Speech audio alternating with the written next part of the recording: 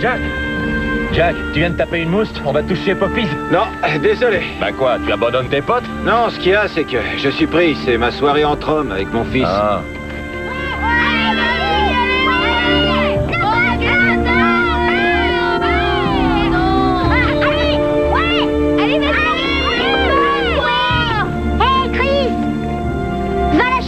C'est toi qui l'as envoyé dans les choux. Tu es plus près, toi.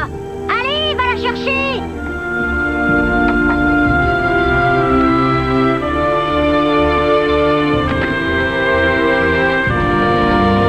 Eh, monsieur, vous pouvez me lancer la balle, s'il vous plaît?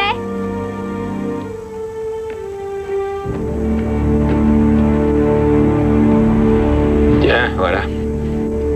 Merci. Mais de rien.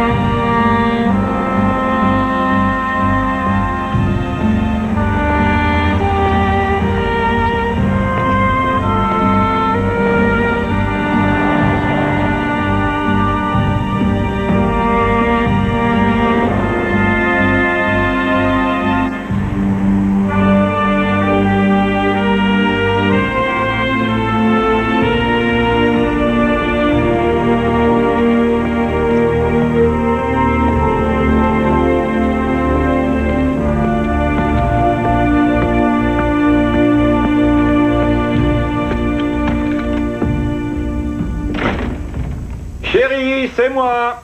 Papa. Ah, alors, fiston, comment vas-tu? J'ai reçu les trucs des scouts. C'est vrai? Hein? Bah, va les chercher, vas-y, Ouais, fonce, allez, allez, allez. Je reviens tout de suite.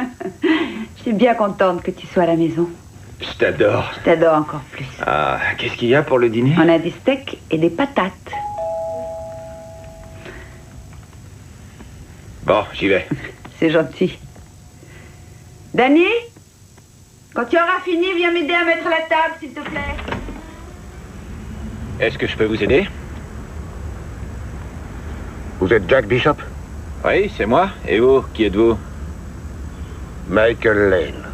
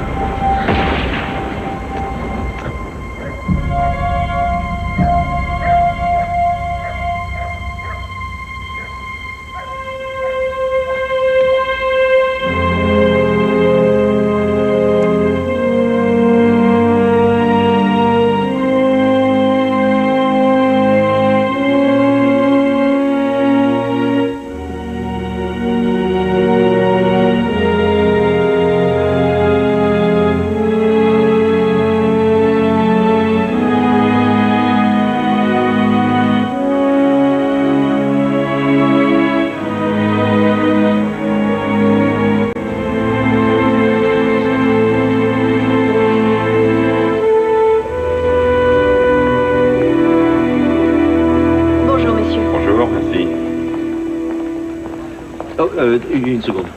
Et où est-ce que tu vas, là? Il y a l'affaire Martinez contre les stupes à régler. Le juge a demandé à me voir.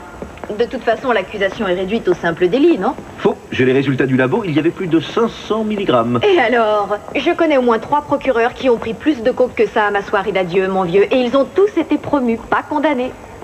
Je demanderai une lourde peine avec période probatoire. C'est un délit, pas un crime, Mitchell. Tu ne m'auras pas. Monsieur le juge, vous vouliez me voir? Oui, merci d'être venu si vite. Vous connaissez bien sûr notre procureur, Monsieur Broderick. Je suis en colère contre vous, OMG. Contre vous et votre grand-père. Vraiment? Nous sommes vos 2 plus grands admirateurs. C'est l'affaire Williams, c'est ça? Je regrette que cette vieille crapule vous ait convaincu de quitter notre bureau. Oubliez ces histoires d'arbres généalogiques. Vous savez bien que vous êtes un procureur né. Bon, assez de rondes jambes, je vous en prie. Asseyez-vous. Mademoiselle Preston, je crois savoir que votre cabinet s'occupe d'affaires d'homicide depuis ses débuts, n'est-ce pas? En effet. Et si je ne me trompe pas, cela fait déjà un certain temps que vous n'avez pas plaidé. Ah bon? Laissez-moi vérifier. Aucune importance. J'aimerais que votre cabinet se charge de cette affaire. C'est un dossier très sensible et vous autres, les Preston, êtes connus pour votre sensibilité. Allez le voir, vous et votre grand-père. Nous voulons un procès équitable. Je n'arrive pas à croire qu'il nous confie cette affaire. Ce type-là, Lane, il a pris une arme comme un tueur professionnel et il a abattu un homme comme ça, de sang-froid. C'est un brillant résumé, MJ. Pour les méchants. On est les bons, nous. Grand-père, pendant 3 ans, j'ai été procureur. Et tu étais très doué. Et je me suis portée partie civile dans plus de 1000 affaires. Tu sais combien il y a eu d'innocents? Maximum 12.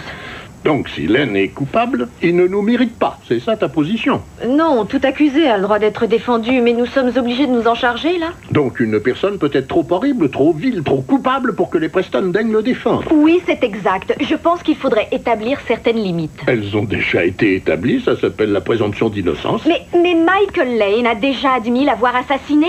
Alors on devrait laisser l'accusation l'enfermer et jeter la clé, c'est ça? Oh! Tu sais ce que ton oncle Don dirait? Oui, je le sais. J'aimerais bien le mettre sur cette affaire. Mais, grand-père, il a goûté à la réalité une fois et ça ne lui a pas plu.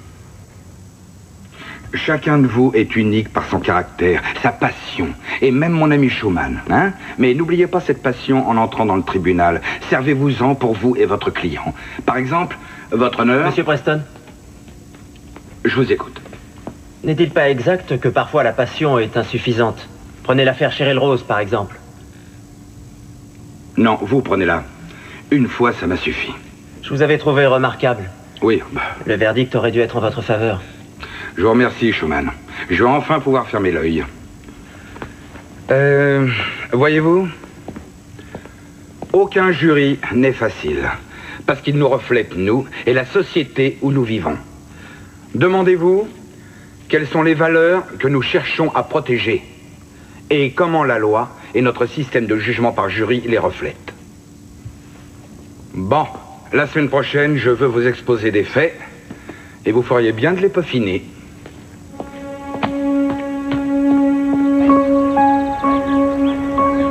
Merci d'être venu.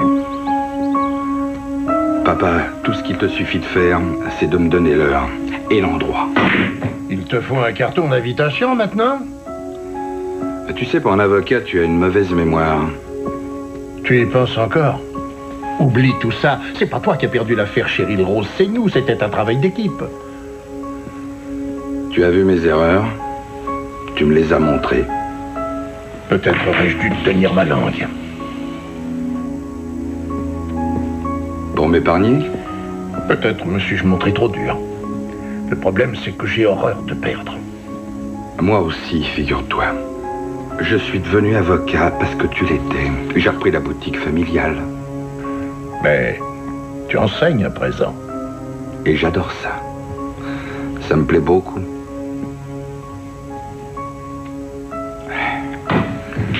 Mais Ken... Lui, c'était un vrai plaisir de le voir devant un jury. Il était même meilleur que toi, peut-être. Oh. Tu te défends pas trop mal non plus. À toi de jouer. Non, c'est à toi.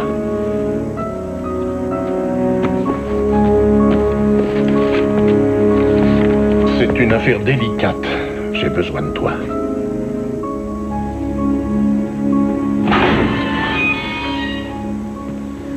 Monsieur Lane, asseyez-vous, je vous prie.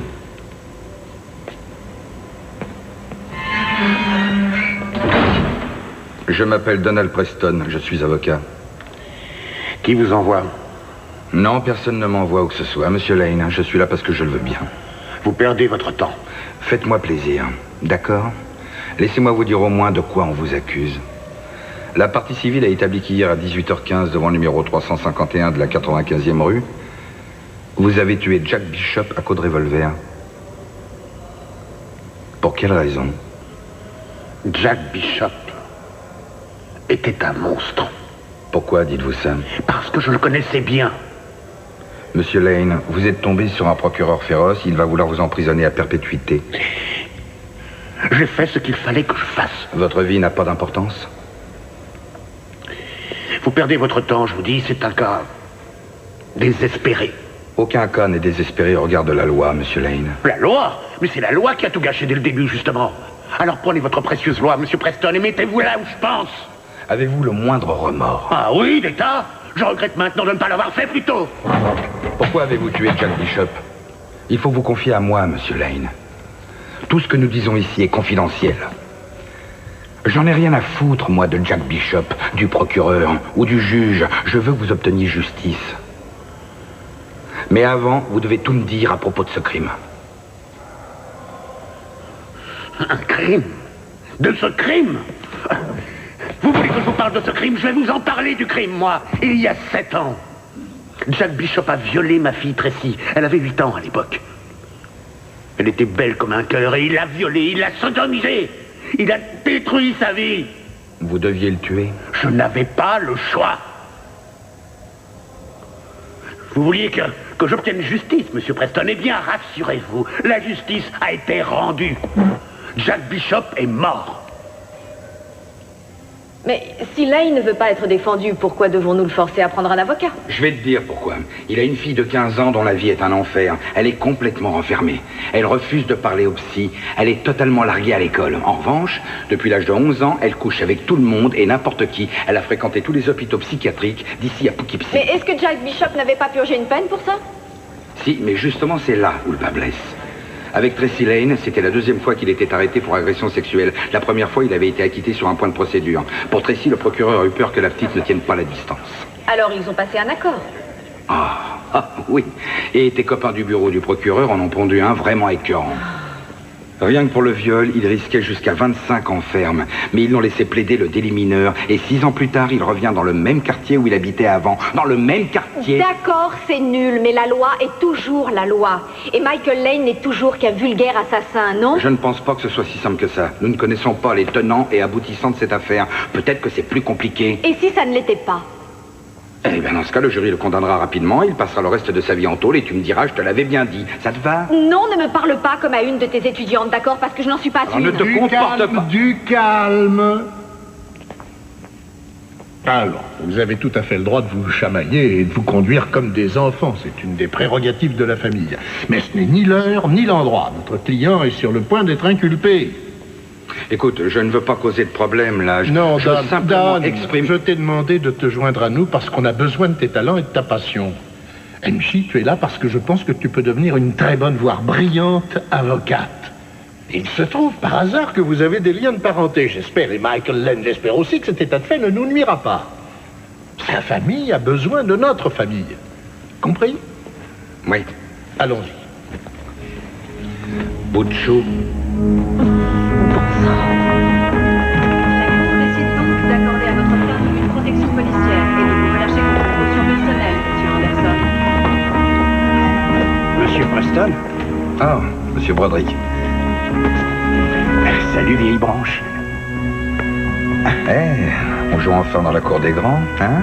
Le chef suprême du bureau des homicides n'a donc rien de mieux à faire. Et si on parlait un peu de toi, professeur? Qu'est-ce que tu fais là, hein? Tu organises un voyage d'études pour tes potaches? Non, je viens pour toi, tu es mon héros. toi. Affaire suivante. Veuillez reculer. Michael Lane, levez-vous. Michael Lane, levez-vous, s'il vous plaît. Michael Lane, affaire numéro 97 NO 7212. Accusé de meurtre au second degré et de possession illégale d'armes à feu. Partie en présence? Procureur Vincent Broderick, représenté par son assistant John Jackson. Et Preston et Preston pour la défense. Vous renoncez à la lecture des faits? Nous y renonçons, la défense plaide non coupable. Quoi? Non, il n'en est pas question. Enfin, je vous en prie. Non, écoutez, je m'en fiche de toute façon, madame le juge, je l'ai tué, je suis ravi de l'avoir tué. Silence! Monsieur Lane, j'inscris que vous plaidez non coupable, point final, et c'est comme ça que le système fonctionne. Justement, le système fonctionne pas, c'est pour ça que j'ai tué ça. Maître Preston, contrôlez votre client. Et puis-je avoir un moment, votre honneur? Prenez votre temps. Regardez-la. Cette jeune femme note tout ce que vous dites. Et je vous assure que ce sera utilisé contre vous. Je m'en fiche. Pas moi, figurez-vous. Et si je dois vous représenter, on le fera à ma façon. Oui, peut-être que je n'ai pas besoin d'un avocat, hein. Oh, mais croyez-moi, monsieur Lane, il vous en faut un. Un excellent avocat, même. Mais si vous n'en voulez pas, parfait. Je suis content de l'avoir tué. Et je vous comprends. Mais voulez-vous que je vous représente, oui ou non? C'est le moment de choisir, monsieur Lane. Vous voulez disparaître dans le néant pour le restant de vos jours, ou vous voulez prendre la parole et vous défendre? Maître Preston. Un moment, votre honneur, parce que sinon, il fallait vous mettre une balle dans la tête quand vous en avez eu l'occasion, quand vous étiez dans la rue avec ce flingue à la main. Oui ou non, monsieur Lane?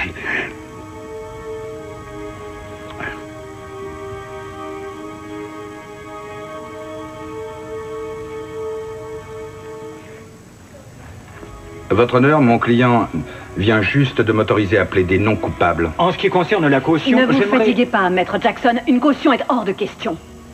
L'accusé devra rester en détention provisoire à la prison de Manhattan. Affaire suivante.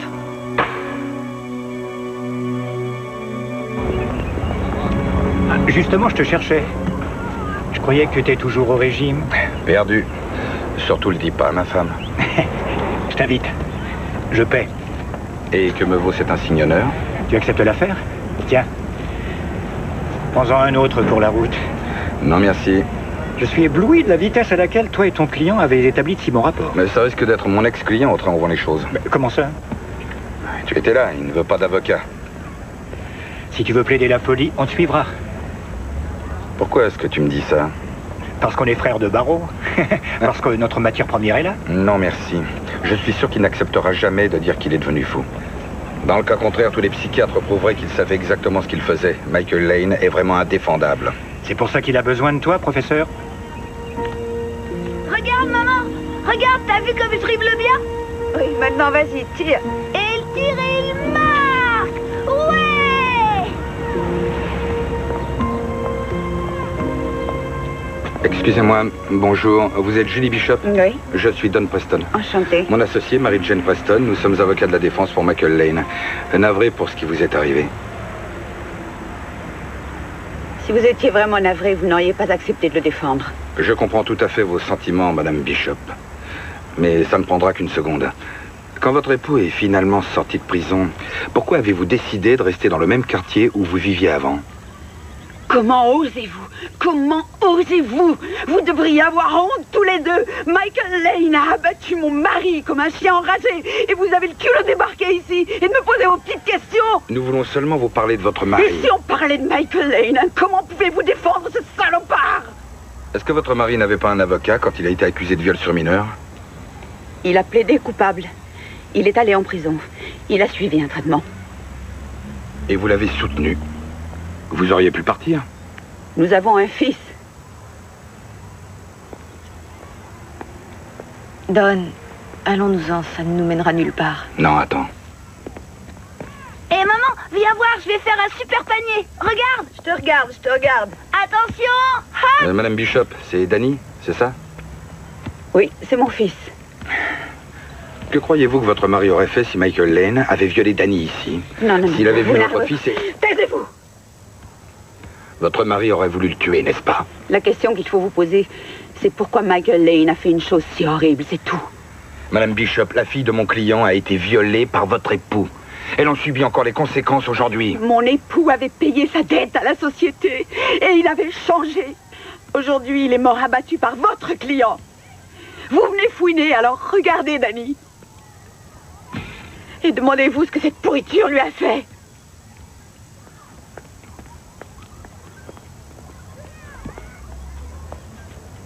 Tu as eu chaud. Si elle avait eu une arme, elle t'aurait descendu. Oui, tu as raison. Je vais avoir besoin d'un coup de main. C'est le moins qu'on puisse dire.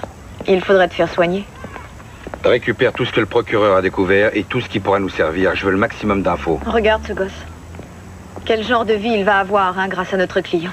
Notre client a une fille qui est en bien plus mauvais état que ce gosse. Bon, d'accord, Lane a souffert aussi. Nous souffrons tous, la vie est injuste. Mais ce qu'il a fait, c'est barbare. C'est œil pour œil, dent pour dent. Je suis désolée, je suis contre Don. Et maintenant, je suis censée le défendre, chic. Oui, c'est notre métier. On défend les Michael Lane et c'est tout. Oh non, épargne-moi le quart d'heure du professeur, je t'en prie. Écoute, notre client va devoir se battre pour sa vie. Et tu ne trouves pas qu'il aurait dû y penser plus tôt, non? Il en était incapable. Et du coup, il a tué. Peut-être que tu devrais retravailler comme procureur en fin de compte. Parce que ce dont notre client a besoin, c'est qu'on se plie en 4 pour lui, MJ. Oh, heureusement que tu es là avec ton armure étincelante et ton épée. Bon, je te rappelle que je n'ai pas demandé à être là. C'est vrai, papa m'a appelé. Je suis venu. Oh, je t'en prie. Tu essaies de me faire croire que tu es là à cause de grand-père. Pour la famille. Non, si tu es là, c'est uniquement à cause de Cheryl Rose, avoue-le. Cheryl Rose va croupir à Bedford Hills, sans doute jusqu'au milieu du 21e siècle. Et toi, tu te dis que c'est là l'occasion d'effacer l'ardoise. Qu'est-ce que tu veux que je te dise? Que je suis navré? Tu veux que je te dise j'aurais voulu faire mieux? Quoi? Qu'est-ce que tu me demandes? Hein? Je ne sais pas ce que je veux. Je suis désolée. Je suis vraiment désolée. Cette affaire, ce meurtre, Michael Lane, je crois que je n'arriverai pas à le défendre. Tu n'as pas d'enfant, MJ. Tu ignores ce que c'est que d'en perdre un. Oui, en revanche, je sais très bien ce que c'est que de perdre un père beaucoup trop tôt. Ouais. Tu sais, Ken était mon frère aussi.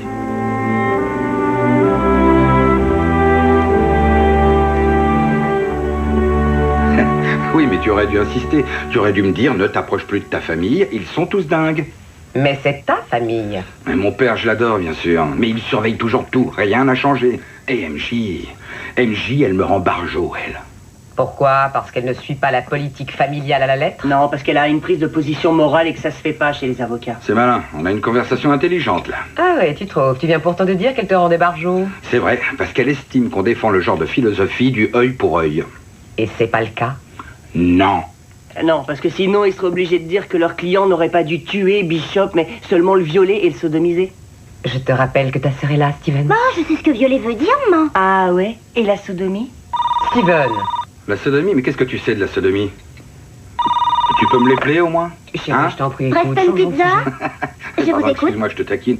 Tu m'en veux pas trop, j'espère. Si, à mort. Papa, c'est pour toi. Allô? Mange. Maintenant? D'accord. J'arrive tout de suite. Tout va bien? J'en sais rien. Mais où tu vas? Il faut que j'aille à la prison. Maintenant? Maintenant. Tu sais, ça me fait vraiment bizarre de négocier avec toi. Oui, c'est parce que je vois tout de suite quand tu bluffes. Tu demandes une lourde peine avec période probatoire, alors que je sais que l'inculpation est déjà réduite à délit mineur. Tu penses toujours comme un procureur, MJ. T'aurais jamais dû quitter le bureau. Pourquoi? Il te faut un pigeon pour assurer ton calendrier au palais les week-ends? Ouais, et je ne te vois pas en mercenaire, travaillant pour... Des assassins. Vas-y, dis-le, Mitchell. Oui, des assassins. Je croyais pas que tu céderais à la pression familiale. La pression familiale, mon œil. J'ai toujours rêvé de travailler pour ce cabinet un jour. Ah, c'est dommage, parce que j'ai entendu dire qu'il y avait un poste bien juteux à pourvoir chez nous bientôt. Ah oui? Dans quel bureau? Aux homicides. Et Broderick cite ton nom en permanence. Mon nom? Oui, mais étant donné que tu es tellement heureuse du côté des traîtres, ce cher Broderick va devoir trouver quelqu'un d'autre. Oui. Faut croire.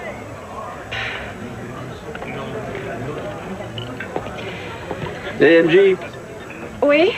travaille ton impassibilité. Bonne nuit, Mitchell.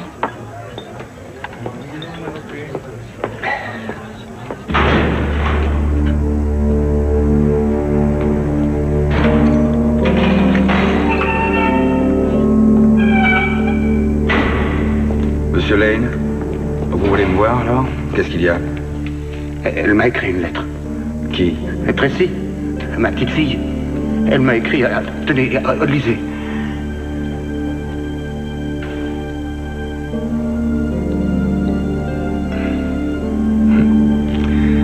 Elle vous adore. J'ai besoin de vous.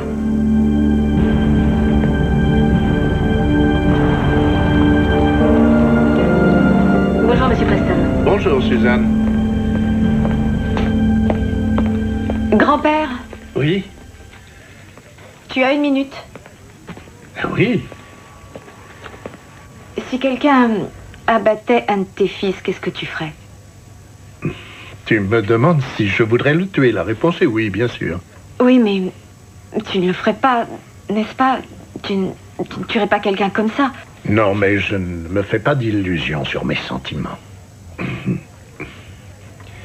MJ, pourquoi as-tu quitté le bureau du procureur pour rejoindre notre cabinet? Parce que papa aurait voulu que je le fasse et pour être avec toi. Il faut que tu sois là parce que tu crois au métier de défenseur, tout comme lui. Mais j'y crois. Au fond de ton cœur, tu as un cœur tellement bon, généreux, idéaliste. Ma chérie, tu es révoltée par l'injustice, et c'est bien. Mais tu dois décider quelle injustice tu veux combattre.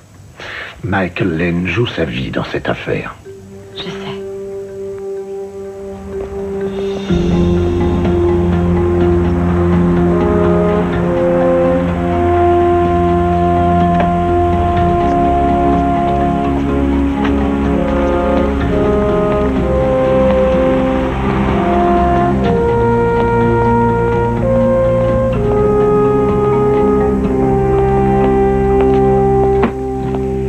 Le trésor t'appartient. Il y a toute la paperasse, le 61, le DD5, le rapport d'autopsie. Il y a aussi tous les calepins, les vidéos et les photos trouvées dans l'appartement de Lane. C'est uniquement parce que j'étais dans la même fraternité que ton oncle que je fais ça. Oh, quand les gars de la fac se serrent les coudes... Bon, abrège, tu sais quelque chose sur l'arme ou est-ce qu'il te faut la poignée de main secrète et le nom du chien du fondateur de la fraternité? D'après le rapport, elle a été volée en 94, on interroge les revendeurs. Et pour la folie passagère, est-ce que le professeur a fait quelques progrès? On te tiendra au courant. Oui, une seconde. MJ Est-ce que Don t'a donné le nom du chien? MJ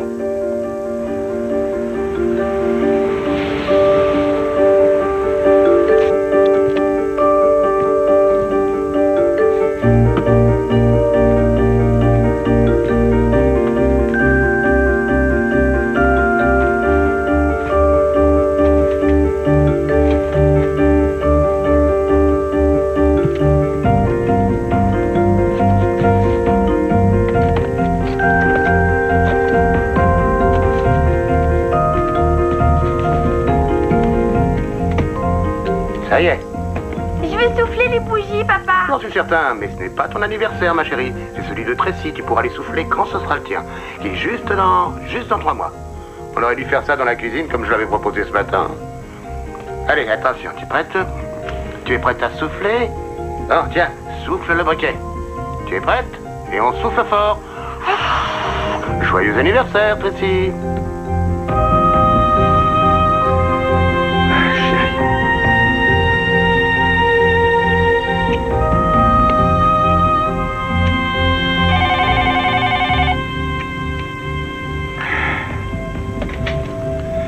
Oui, allô?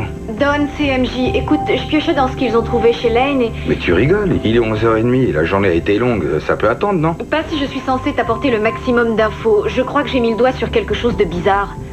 Mais de quoi tu veux parler? La femme de Lane est morte, non? Oui. Et il y a 12 ans déjà, d'un cancer. Est-ce qu'il a une seconde fille? Quoi? Une seconde fille? Eh ben, j'ai une vidéo de famille, là, et on dirait bien qu'il a une autre fille. Est-ce qu'il t'en a déjà parlé? Non, jamais.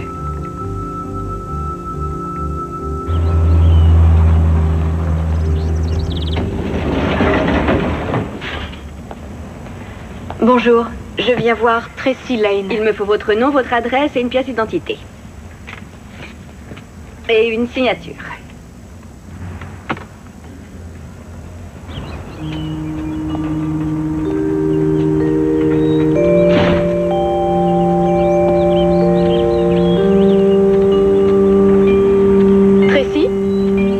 Bonjour, je m'appelle Mary Jane Preston, je suis avocate. Ah oui, je vous attendais. Je travaille pour votre père. Je sais. Il m'a écrit.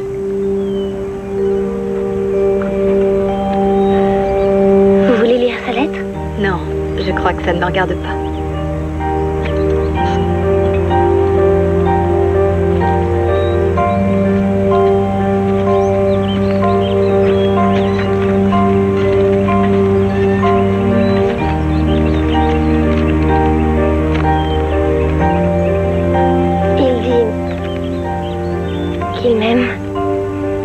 été forcée de faire quelque chose de mal. Et il dit aussi que je devrais essayer de ne pas penser à ça. Ni penser à lui. Mais j'y pense, bien sûr.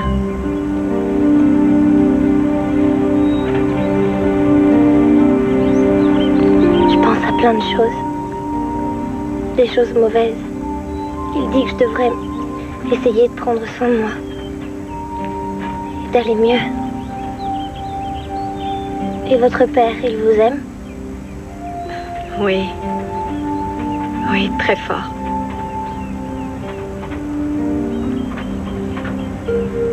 Tous les pères du monde le font. Ils aiment leur fille.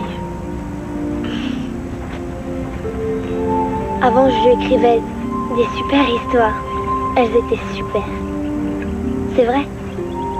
Il était une fois une petite princesse qui vivait dans un magnifique château. Mais personne ne pouvait y entrer. Alors, est-ce que vous vouliez me demander quelque chose? Oh, je voulais seulement vous voir. Je croyais que vous aviez peut-être des questions. Pourquoi vous êtes là? Vous avez une sœur? Bien sûr que oui. Ah. Vous êtes ma sœur, vous? Et elle, c'est ma sœur aussi? On est toutes des sœurs, n'est-ce pas?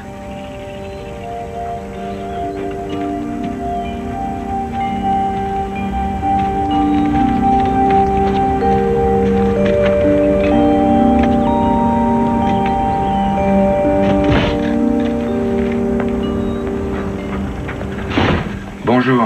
Bon, eh ben comme d'habitude. Tenez, merci. Merci. Je te cherchais justement. Miam miam. Ah, désolé, j'ai pas le temps de manger. Je dois retourner au tombeau. Tu as révélé le nom du chien à ta nièce? Quel chien? Ah, on n'y pense plus. Il n'y a toujours pas de nouvelles de ta stratégie psychiatrique. Qu'est-ce que t'attends? Rien du tout. Tu as vu tout le matériel que j'ai confié à MJ? Pas encore. Mais pourquoi tu nous le donnes si tôt et sans te faire tirer l'oreille? Ah, c'est parce que je suis gentil. Non, c'est faux, John. John, on se connaît déjà depuis une sacrée paye. Et pour un procureur, je te respecterais presque. Mais pour l'instant, je me dis pourquoi est-ce qu'il insiste tellement pour que je décide de plaider la folie passagère? J'ai vu les photos de ce que Bishop a fait à Tracy et j'ai une fille aussi. Oh, je t'en prie. C'est vrai, s'il peut bénéficier de toutes les ficelles judiciaires, je retirerai mon inculpation d'homicide et je dormirai mieux quand j'aurai gagné. Car je vais gagner, Don. Salut, vieille branche.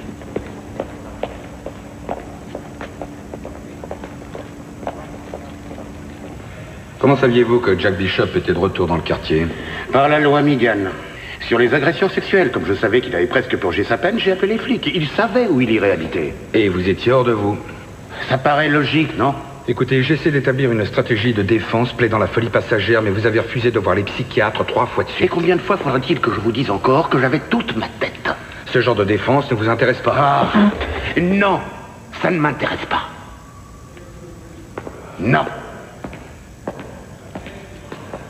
Tout ce que je veux dire, c'est que la loi peut travailler dans votre sens. Je ne vois vraiment pas comment, si je gagne, je finirai enfermé dans un hôpital psychiatrique pour le restant de mes jours. Je vous le répète, je n'étais pas cinglé. Mais peut-être que vous l'étiez aux yeux de la loi. La loi, c'est n'importe quoi. Mais parfois les gens commettent des horreurs, des choses atroces, et la loi est là pour nettoyer toute la merde. Vous avez une fille, Monsieur Preston?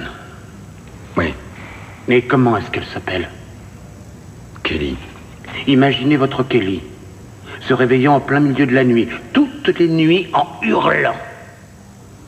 Et vous, la serrant dans vos bras, mais sans pouvoir la réconforter. Imaginez votre bébé, la prunelle de vos yeux, disparaissant des jours et réémergeant dans la chambre pouilleuse d'un hôtel minable. C'est ça, la merde. Et la loi n'a rien à nettoyer. Tout ce qu'elle nous donne, c'est Jack Bishop, qui magouille pour sortir de tôle, qui redéboule dans le même immeuble, juste sous mon nez, nom de Dieu. Mais elle pourrait vous sauver, vous et votre famille. Quelle famille?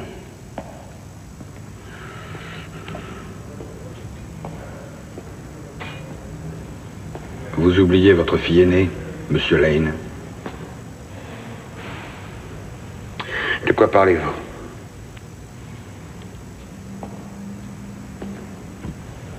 Votre seconde fille, où est-elle? Je n'en sais rien. Je n'en sais rien.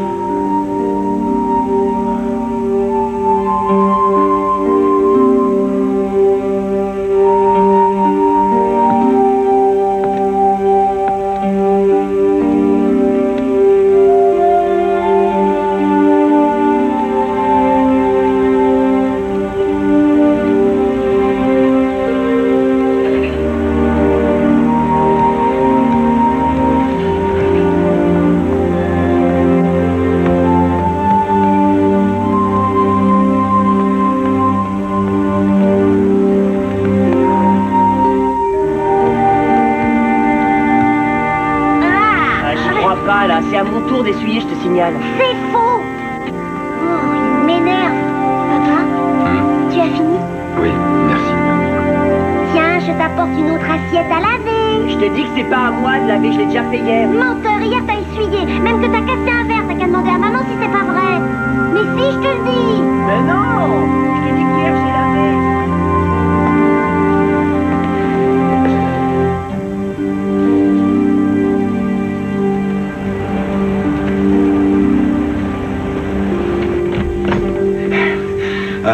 Désolé pour le retard. Asseyez-vous, maître Preston, et ne me parlez pas des embouteillages, je ne suis pas d'humeur. Je ne m'abaisserai jamais à ce point, votre honneur. Oh que si. Salut, John.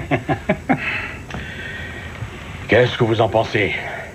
On prend rendez-vous pour samedi, alors. Votre honneur, c'est bien ce que nous pensions faire, mais malheureusement... L'accusé refuse de se faire examiner par les psychiatres de la partie civile, votre honneur.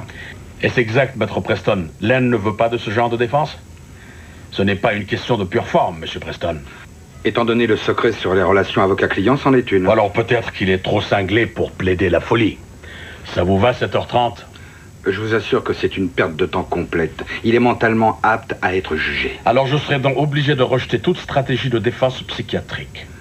Dans ce cas, John, je me disais que si j'arrivais à convaincre Lane, tu pourrais peut-être l'inculper pour homicide seulement. Possible, il faudrait que je voie ça avec le procureur. Si Broderick est partant, je crois qu'on peut négocier. Une minute, une petite minute. Pas de ça dans mon tribunal. Franchement, vous me prenez pour qui? Un marchand de voitures d'occasion? Pas du tout. Non, je crois que vous êtes quelqu'un qui veut que justice soit rendue dans cette affaire. Mais je me contrefiche de ce que vous croyez, vous et M. Broderick. Il n'y aura pas de marchandage dans ce procès. Je vous en prie, Jack Bishop a décroché un arrangement plus que satisfaisant il y a 7 ans dans ce même bâtiment pour le viol de la fille de Lane. Vous trouvez ça normal? Vous savez très bien que je n'ai pas jugé l'affaire Bishop. Mais je ne dis pas le contraire. Si Jack Bishop n'avait pas décroché cet arrangement il y a 7 ans, peut-être que nous ne serions pas ici aujourd'hui. Mais si votre client est reconnu coupable, maître Preston, il devra répondre de tous les chefs d'inculpation. Et il écopera de combien? De ce que mérite un meurtre, pas un jour de plus ni de moins. Si vous avez quelque chose à dire, maître Preston, dites-le. Pas aujourd'hui, votre honneur. Alors soyez prêt à sélectionner le jury demain. L'audience s'ouvrira à 10h. À moins que vous n'ayez encore un cours à donner. Tente-toi seulement de trouver 12 personnes impartiales. Je ne cherche pas des personnes impartiales, papa. Je veux des jurés qui pencheront de mon côté dès le début. Mais comme Charles Bronson ou l'inspecteur Harry. Oh, je parie que John a un droit de préemption sur Clint. Et il se servira de Bronson comme modèle. Je dois trouver des personnes comme ça, qui ont été des victimes, qui se sont rebellées ou qui auraient voulu le faire. Des mères avec des jeunes enfants, peut-être. Des pères qui trouvent que Lane est plutôt un héros. Les victimes que les jurés chercheront forcément seront peut-être plus du côté de Jack Bishop et de sa pauvre veuve. Oui, tu crois? C'est généralement le cas.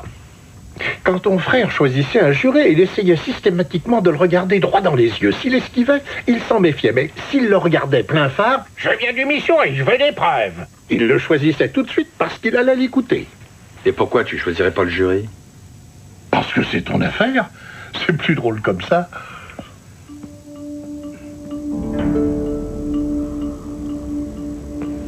Vous pouvez commencer, maître.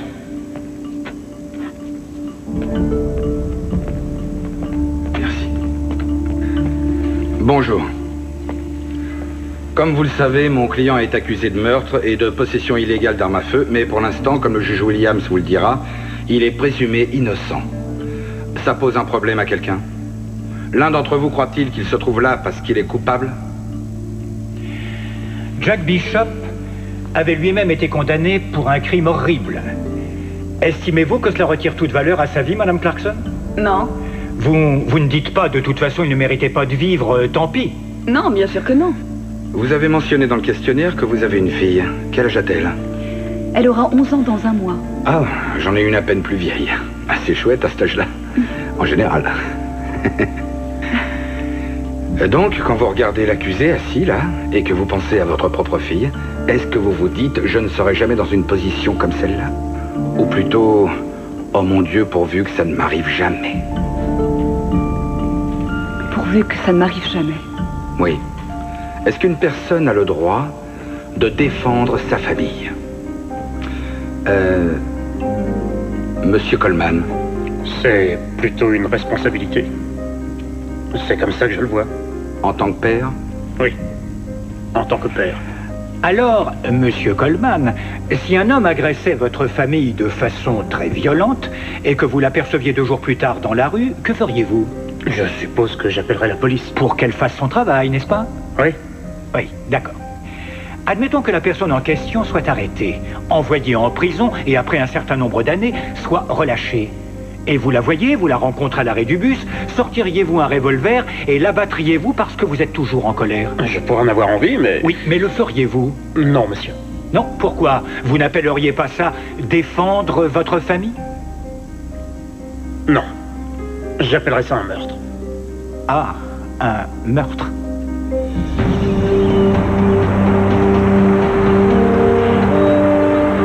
Et voilà, ma petite dame.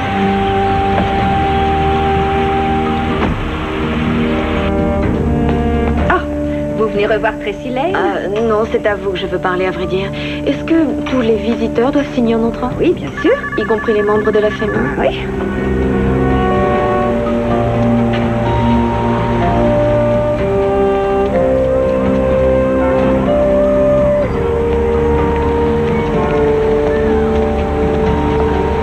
Oh, jouez ailleurs, affichez le camp. Venez pas nous embêter avec votre ballon. Allez! Vous connaissez une certaine Jessie Lane qui habiterait dans le quartier? Non. Non. Alors, je revenais donc de faire mes courses, et je me tenais juste à cet endroit-là quand j'ai entendu le premier coup de feu. Je me suis retourné, j'ai regardé, et j'ai eu ce type avec un revolver à la main. Juste là. Voyez-vous l'homme en question ici aujourd'hui? Absolument. C'est lui, là. Vous voulez dire l'accusé? Oui. Vous pouvez retourner vous asseoir. Que s'est-il passé ensuite? Ah, ben, il s'est remis à tirer, là, pam, pam, pam, pam, ça s'est passé très vite. Et l'autre, là, il s'est écroulé tout de suite sur les marches. Avez-vous vu ce que l'accusé a fait ensuite? Oui, il s'est retourné, il a regardé vers moi, et il s'est assis là, tranquillement, comme s'il avait intention d'aller nulle part. Avait-il l'air sous le coup de violentes émotions quand il a ouvert le feu? L'employé du gaz vient relever mon compteur avec plus d'émotion que ce gars-là entre nous. Et il était très calme. Objection, votre honneur. Contentez-vous de répondre à la question. Dites-moi, monsieur Sanders, après avoir vu l'accusé tuer Jack Bishop, l'avez-vous vu également faire autre chose? Oui, en effet. Il a eu une sorte de petit sourire. J'ai terminé. Vous n'êtes pas extra lucide, monsieur Sanders. Ah non, monsieur, je suis un éboueur à la retraite. Et vous n'aviez jamais vu monsieur Lane avant? Non, monsieur. Jamais discuté avec lui? Non, monsieur. Vous ne l'aviez jamais croisé sur la 95e rue? Il habite le quartier, vous auriez pu le voir sur Broadway. Non, je l'avais jamais vu. Bref, vous ne le connaissez pas du tout. Et vous ne savez rien de sa vie, n'est-ce pas? Non. Donc vous ne savez pas ce qui lui trottait dans la tête ce 15 juin 97, n'est-ce pas? Non, je sais pas. Mais bien sûr que non. Et il vous est impossible de savoir ce qu'il pouvait ressentir ce jour-là, j'imagine. Non, j'en sais rien. Non. Et maintenant, monsieur Sanders, pour être tout à fait clair, nous sommes bien d'accord que vous ne connaissiez pas Michael Lane non plus, en mars 1990. Non. Donc vous n'avez aucun moyen de savoir ce que l'accusé pouvait ressentir juste après que monsieur Bishop ait violé et sodomisé sa fille Tracy. Non, j'en sais rien. Vous voulez essayer de deviner? Objection. Accordé. Je n'ai plus de questions.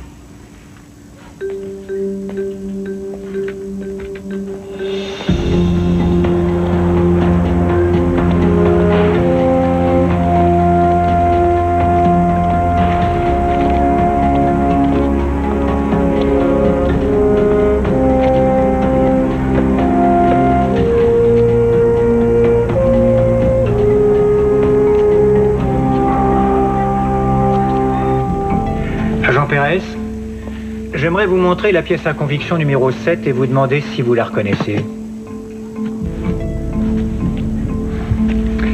En effet, c'est le revolver que l'accusé m'a remis ce jour-là. Il était assis sur le trottoir et il a dit qu'il venait de tuer Jack Bishop et il a fait un geste. Vers quoi? Un homme par terre allongé dans une mare de sang. Qu'avez-vous fait de l'arme? Je l'ai enregistré, je l'ai envoyé à la balistique pour être analysé. Et quels ont été les résultats obtenus au cours des tests en ce qui concerne les 5 projectiles extraits par le médecin à l'autopsie? Ils provenaient tous de la même arme. C'est l'arme du crime.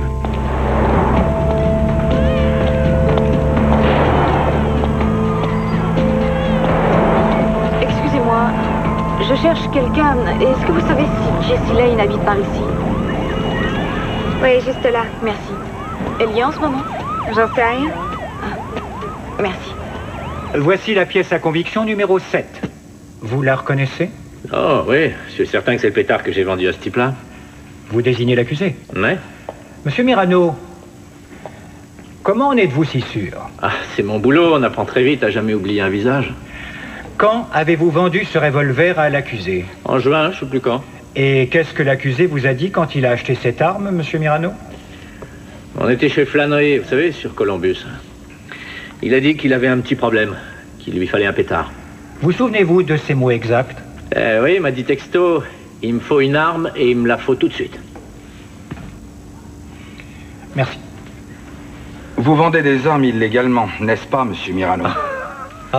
Votre honneur, veuillez demander au témoin de répondre. Le procureur lui a accordé l'immunité pour ses crimes. C'est le moins qu'il puisse faire. Monsieur Mirano, répondez à la question. Bon, d'accord, oui, c'est mon gagne-pain. Je vends des armes illégales. Et vous avez négocié pour témoigner ici, n'est-ce pas? Non, pas moi, mon bavard. Oui. Et quel est le marché? On propose la liberté. On va vous offrir l'acquittement dans une affaire d'armes. J'espère. C'est trop gentil de la part du procureur. Surveillez-vous, maître. Monsieur Lane est enseignant, il est prof d'histoire dans un lycée. Où avait-il entendu parler de vous? Non, ne me dites pas que vous faites les cours de récré, tout de même. Non. Il s'est pointé chez Flannery. Plein de monde connaît mon adresse. On l'avait mis au parfum, c'est le bouche à oreille. Peut-être que ses élèves lui avaient dit. Vous avez prétendu ne jamais oublier un visage. Qu'aviez-vous observé sur celui de l'accusé? Était-il troublé? Oui, c'est le mot. Il était troublé. Mais vous avez une excellente mémoire, n'est-ce pas, monsieur Mirano? Oui, c'est juste. Il était très troublé. Je n'ai plus d'autres questions. Des commentaires, maître Jackson? Non, votre honneur. Pour l'instant, la partie civile s'en tiendra là. Entrez. Bonjour, messieurs. Je vous présente Jessie Lane. C'est la fille aînée de notre client. Bonjour, je suis Don Preston. Voici mon père, Laurence. Enchanté. Entrez, je vous prie. Félicitations, Bouchou. Merci. J'ai découvert son adresse sur le registre de l'hôpital. Elle rend souvent visite à sa sœur. Vous voulez vous asseoir? Non, je préfère pas, merci. Oh, dites-leur donc où vous habitez. Ces derniers temps, je suis dans un squat sur l'avenue C. J'ai un groupe de rock qui s'appelle Black Leg. Je pensais pas que vous connaissiez. Non, en effet. Et vous êtes bon? Je crois, oui. Votre père sait où vous vivez? Non, A-t-il le moindre contact avec vous? pas vraiment. Non, je veux dire, il a pas vraiment envie de me voir. Pourquoi ça? Parce que après l'incident, mon père a déconnecté. Comment vous traitait-il? J'étais nulle. Je faisais rien de bien. J'avais 16 ans et du coup je me suis dit, je m'en fous. De toute façon, j'ai ni père ni mère. Et vous vous êtes enfui? Je suis allée à Greenwich. Vous connaissiez du monde là-bas? Tu parles. Avez-vous au moins dit à votre père où vous étiez? Bien sûr que non, il me haïssait. Pourquoi? Je sais rien. Je sais rien. Peut-être parce que je voulais pas chialer en permanence sur le sort de ma mère et de Tracy. Je veux dire, tout ce que je voulais, moi, c'était avoir une vie normale. Oh, c'est trop bizarre. J'arrive pas à croire qu'il l'ait fait. Depuis le temps qu'il disait qu'il allait le faire. Il l'a fait. Vous voulez dire qu'il parlait de tuer Jack Bishop? En gros, il parlait que de ça. Quand l'avez-vous vu pour la dernière fois? Ça remonte à 3 ans, je dirais. Je l'avais appelé pour son anniversaire. Je lui ai dit « Bon anniversaire, papa ». Mais il a raccroché.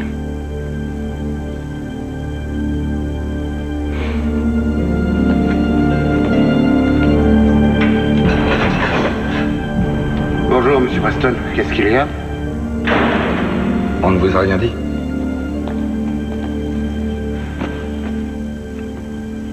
Salut, papa. Comment osez-vous l'amener ici? Elle ne fait plus partie de ma vie. Elle n'a rien à voir là-dedans. Si, justement. Non, ça c'est faux. Tu m'as poussé à partir, papa. Elle s'est enfuie de la maison. Alors, Jess, ton groupe de rock a bu la tasse. Tu vois, j'en sais un peu plus que tu ne le crois. Et toi, tu en sais nettement moins. Comment t'as pu appuyer sur la détente? Est-il possible que tu ne te souviennes plus du tout de ta sœur? Que tu aies pu oublier son petit visage? Elle était tellement heureuse à chaque seconde de la journée. Oui, je m'en souviens très bien. Et toi, tu étais sa grande sœur. Et elle te vénérait. Je sais. Non, tu ne sais rien. Regarde-toi un peu, tu es une véritable épave. Moi, je la trouve très bien.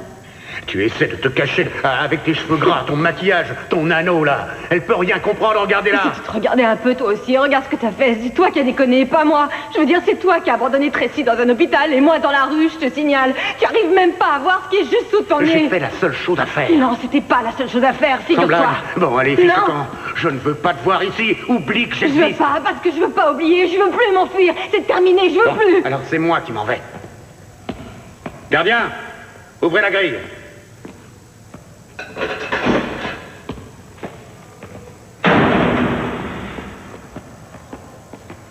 Ça n'a pas été un franc succès. Je pense qu'on devrait appeler Jessica à la barre. Tu plaisantes? En quoi ça pourrait nous aider? Elle témoignera pour son père. Mais c'est à cause de lui qu'elle s'est enfuie. Aucune importance. Il faut que le jury voie Lane en tant que père et en tant que victime. Oui, mais ils sauront qu'elle essaie uniquement de le sauver. Et Jackson sautera sur l'occasion pour lui faire admettre à quel point son cher père rêvait de massacrer Bishop. Crois-moi, le jury va l'adorer. Maître Preston? Votre honneur, la défense appelle Jessica Lane à la barre. Enfin, qu'est-ce qui vous prend? Je ne veux pas qu'elle témoigne, pas ma fille. Calmez-vous. Vous m'entendez? Y a-t-il un problème, Maître Preston? Non, votre honneur. Moi, j'en ai un, votre honneur. Jessica Lane n'apparaît pas sur la liste des témoins. Nous avons seulement retrouvé sa trace hier, votre honneur. J'aimerais beaucoup en avoir la preuve formelle. Si vous avez une objection à faire sur un point précis, Maître Jackson, faites-la. Alors reprenons. Vous auriez dû me dire que vous alliez faire ça. Monsieur Lane. Je ne veux pas voir ma fille à la barre. Ça, c'est mon problème, pas le sien. Mademoiselle Lane, pouvez-vous nous décrire votre père? Quel genre d'homme était-il avant le 14 mars 1990? 90, objection, votre honneur, aucun rapport. C'est nécessaire pour comprendre l'accusé. Rejeté. Vous pouvez répondre à la question. C'était un père génial. Je veux dire, son univers, c'était ma sœur et moi. Tout ce qu'il voulait dans la vie, c'était bien élever ses enfants. On l'appelait le dictionnaire ambulant. Il savait tout. Enfin, je veux dire, il était prof de lycée. Et puis, il était sévère avec nous quand on avait des mauvaises notes, mais il était toujours là pour nous aider. Toujours. C'était un rock, vous voyez. Je me souviens... Et il adorait m'entendre chanter. A-t-il changé après le 14 mars 1990? On a tous changé. Mais le plus dur, ça a été pour lui. Pour lui et Tracy. Il n'avait pas su protéger sa fille. Il devait se sentir inutile. Objection sur ses sentiments. Accordé. Rayez cette remarque. Mademoiselle Lane, veuillez nous dire en quoi son comportement avait changé après le 14 mars 1990.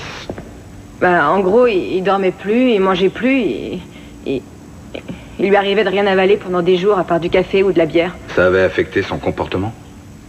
D'après vous. C'est à vous que je le demande. Il n'allait plus au lycée. Il répondait même plus au téléphone. Il ressassait en permanence ce qui était arrivé à Tracy. Vous a-t-il jamais frappé? Non, jamais. Il s'en est pris aux chaises et aux tables 1 ou 2 fois, c'est vrai, mais... Il a tout démoli dans la maison, hein? Oui, mais... Monsieur Preston, essayez de comprendre. Ça s'est passé... juste après qu'il l'ait découverte dans la baignoire. Qu'est-ce qu'il avait vu dans la baignoire, mademoiselle Lane?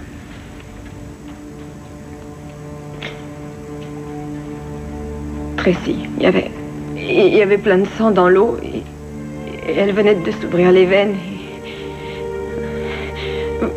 Vous vous rendez compte ce que ça fait de débarquer et de voir ça, votre fille, votre propre fille qui se tranche comme ça les poignets.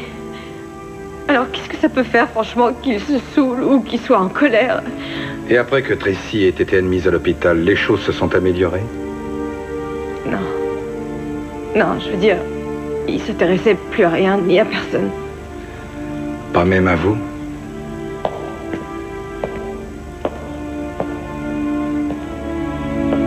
Non, encore moins à moi. C'est vrai, il en avait rien à cirer. Comment le saviez-vous? Je disparaissais des jours entiers parfois. Et quand je revenais à la maison, il me demandait même pas où j'étais passée. Pourquoi vous êtes-vous enfui? Objection, ça devient ridicule, votre honneur. Mademoiselle Lane, je vous prie de vous taire. Maintenant. Maître Preston, n'ai-je pas rejeté toute ligne de défense psychiatrique? Si, mais je tiens à établir l'état d'esprit de l'accusé. Pas à l'époque du meurtre. Objection accordée. Rayez la dernière remarque. Alors, Maître Preston, avez-vous autre chose à ajouter? Jessie, regardez votre père. Avez-vous eu le moindre contact avec lui après vous être enfui? Non. Mais... Je me dis que peut-être si j'étais restée, il ne l'aurait pas assassiné. Et toutes ces... Votre honneur, le témoin a répondu à la question. Non, votre honneur, laissez-la finir, je vous prie. Allez-y terminer, mademoiselle. Toutes ces choses que j'ai faites, je sais bien que c'était stupide et écœurant, mais c'était parce que j'aurais tellement voulu qu'il me regarde un peu. Parce que pendant toutes ces années, tout ce qu'il y a eu dans son cœur, c'était un désir maladif de vengeance. Et je me disais...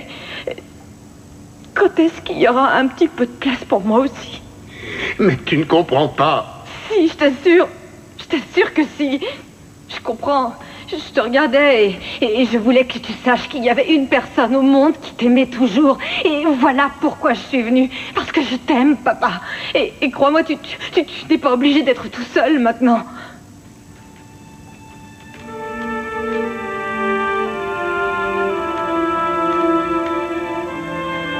Je n'ai plus de questions.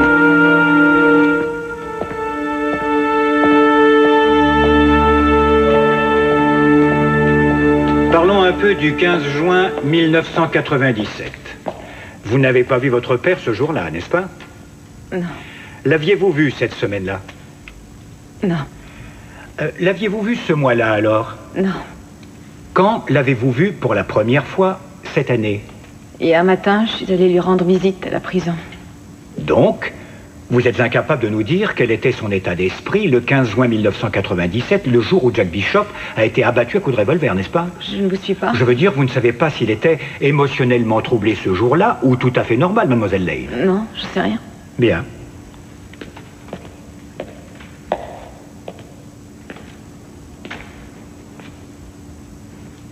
Votre père haïssait Jack Bishop, c'est exact. Oui. Enfin, il le haïssait tellement même qu'il souhaitait sa mort, n'est-ce pas? Oui. Votre père vous avait-il déjà dit que s'il en avait l'occasion, il tuerait Jack Bishop? Votre père vous avait-il dit qu'il voulait tuer Jack Bishop, mademoiselle Lane?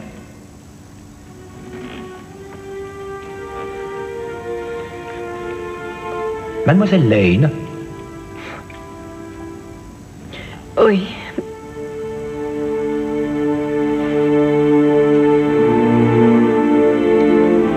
Je n'ai rien à ajouter. Vous pouvez aller vous asseoir.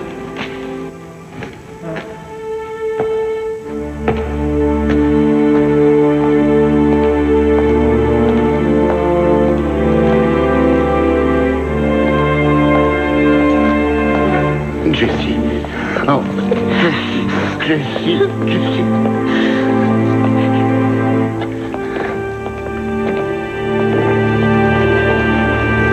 MJ, je crois savoir que Mitchell vous a dit qu'un poste allait se libérer au bureau des homicides. Ça vous intéresse? Merci, j'ai déjà un emploi. Je sais. Et je sais que vous aimez votre famille. Mais franchement, vous avez l'étoffe d'un grand procureur. Et qu'est-ce que vous faites? Vous vous démenez pour défendre un meurtrier déjà condamné. C'est vraiment ce que vous voulez faire jusqu'à la fin de votre vie? Alors pensez-y. Mais...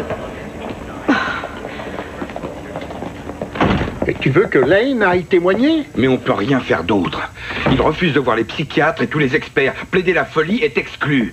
Comment raconter sa version des faits, sinon? Mais sa version des faits inclut l'assassinat de Jack Bishop. Jesse a créé un courant de sympathie envers lui. S'il va à la barre, il va tout démolir. Toujours est-il que c'est lui qui nous ramènera au premier crime. Ça peut pas nous faire de mal, au contraire. La question est de savoir s'il se fera du mal à lui-même. Monsieur Lane, que s'est-il passé le 14 mars 1990? Objection, ce n'est pas Jack Bishop que nous jugeons aujourd'hui. Rejetez, attendez le contre-interrogatoire, maître Jackson. Ce jour-là, Jack Bishop a violé ma fille. Comment le savez-vous? Vous n'étiez pas présent, je suppose. Non, je n'étais pas là. Alors comment savez-vous ce qu'il a fait? Mais nom d'un chien. Il l'a avoué quand il a plaidé coupable. Ici même, dans ce tribunal. Monsieur Lane, veuillez nous dire ce que Monsieur Bishop a avoué avoir fait à votre fille. J'ai là une copie de ses aveux si votre mémoire vous fait défaut. C'est inutile. Il a dit qu'il avait mis son pénis dans sa bouche, dans son vagin et dans son anus. Et dites-moi exactement pour quel crime Monsieur Bishop a plaidé coupable en fin de compte. Tentative de viol. Tentative de viol. Son avocat avait réussi à négocier une réduction du chef d'inculpation. Le procureur avait peur que Tracy ne tienne pas à la barre. Monsieur Lane, quel âge avait Tracy quand ces événements ont eu lieu? 8 ans. Et dans quelle mesure ce qui s'est passé le 14 mars 1990 l'a affectée? Elle a 15 ans aujourd'hui et elle vit dans un autre monde. Elle a tenté de se suicider 2 fois pour quitter le nôtre. Voilà comment cette histoire l'a affectée. Ça lui a gâché la vie pour toujours. Tout ça à cause de ce mec, Jack Bishop. C'était un monstre. Il ne méritait pas de vivre. Vous ne comprenez rien! Non, vous ne comprenez rien. Il n'a pas seulement détruit la vie de mes 2 filles, il a détruit aussi la mienne. Objection, votre honneur. C'était pas un monstre! Madame, asseyez-vous. Asseyez-vous et veuillez vous taire. Asseyez-vous. Et monsieur Lane, asseyez-vous vous aussi. Sinon je vous condamne pour outrage à la cour. Messieurs, veuillez vous approcher.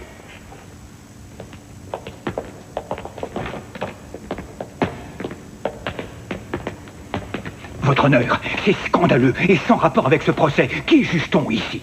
Garde tes beaux discours pour le jury. C'est une bonne question. J'aimerais connaître la réponse, d'ailleurs. Bon, écoutez-moi. À qui croyez-vous vous adresser?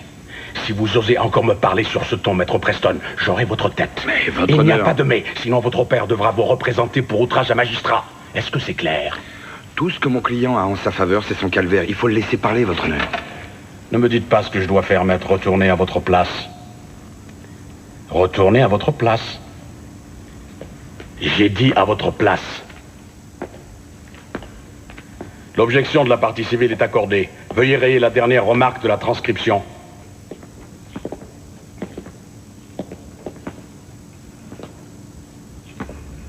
Monsieur Lane, où étiez-vous le 14 mars 1990 à approximativement 15 heures? Comme d'habitude, en route pour aller chercher Tracy à l'école. Mais... Mais quoi, monsieur Lane? Je me suis arrêté en chemin. Pourquoi exactement? C'est tellement stupide. Je me suis rendu compte que j'avais oublié de prendre mon costume bleu chez le teinturier. J'avais un conseil de classe le jour suivant. Il me fallait ce costume. Si je ne le prenais pas tout de suite, il aurait fallu que je retraverse pratiquement toute la ville. Alors, je suis passé le prendre. Et ça m'a mis 5 minutes en retard pour Tracy. Je suis arrivé à l'école juste à temps pour la voir être emmenée en voiture. Et elle pleurait, elle hurlait « Papa, papa, papa !» Qu'avez-vous fait? J'ai poursuivi la voiture, mais il a réussi à filer. J'ai pas pu le rattraper. Si j'étais venu 5 minutes avant... Un père a le devoir de protéger ses enfants, monsieur Preston, et j'ai échoué. Mon bébé hurlait, elle était terrorisée, et je ne l'aidais pas. Je ne pouvais penser à rien d'autre. Elle a peur, et cette brute me fait du mal. Dites-nous ce qui s'est passé en juin 1997 quand vous avez su que Jack Bishop venait de sortir de prison. Je savais pas quoi faire. Jessie était déjà partie, Tracy était à l'hôpital, l'appartement était vide. Chaque pièce, chaque lit. Alors j'ai bu, Monsieur Preston, pour que ça m'assomme. Et où avez-vous bu? Oh, chez Flannery sur Columbus. Et avez-vous parlé à Frank Mirano ce soir-là? C'est exact. Qu'est-ce qu'il vous a dit? Qu'il avait des armes à vendre. Qu'avez-vous répondu? Non, non! Au début. Mais ce soir-là, j'ai rendu visite à Tracy à l'hôpital. Elle était en isolement. Parce qu'elle avait eu une nouvelle crise. Il l'avait complètement droguée. Son regard était vitreux. Elle était attachée à son lit pour qu'elle n'essaie pas de se tuer. Encore! Ma chère petite fille. Le lendemain, j'ai acheté le revolver. Je vous remercie.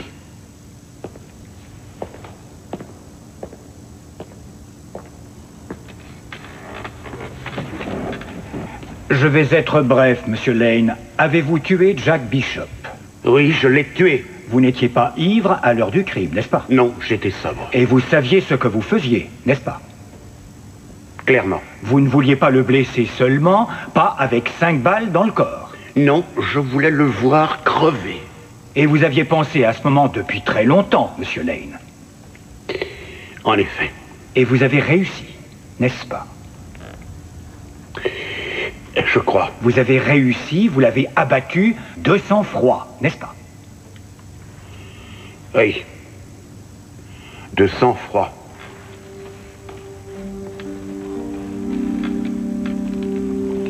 J'ai terminé. Bon, la Cour décide de suspendre l'audience.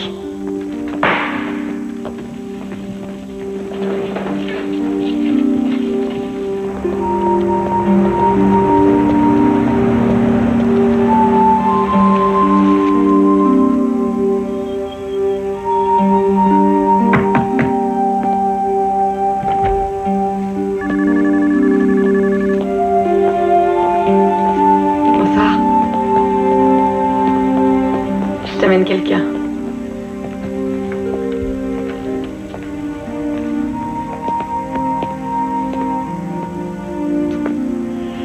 Chérie, c'est pas grave, tu sais. Tu n'es pas forcé de dire quoi que ce soit.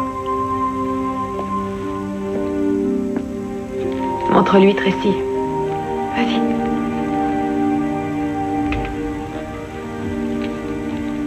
J'ai écrit ça, c'est pour toi. Lis-lui. Lis-le tout fort. D'accord.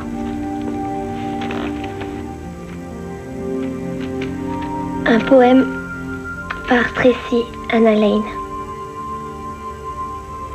J'entends parfois les anges chanter et parfois les cloches sonner.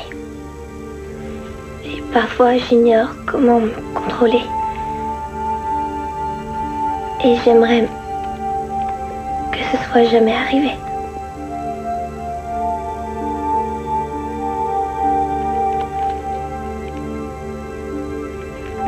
Vas-y, termine.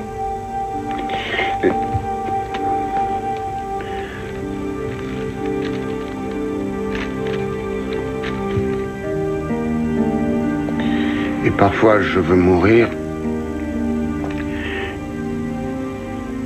Et parfois, je veux pleurer. Et parfois, je veux voler. Et j'aimerais que ce soit jamais arrivé. Je l'ai pas fini. C'est magnifique. Non, c'est nul. Si, je t'assure. Si, je t'assure. Ça l'est. Jessie pensait que je devais te le donner. Je sais pas. C'est idiot. Non, c'est merveilleusement écrit.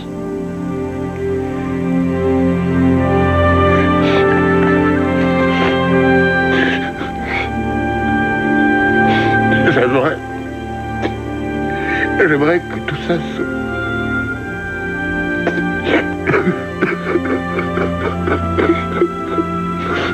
mon trésor. Je t'aime tellement, tu sais. Tellement.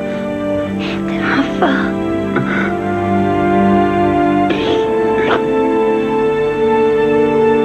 Je t'aime grand comme la lune. Je t'aime encore plus.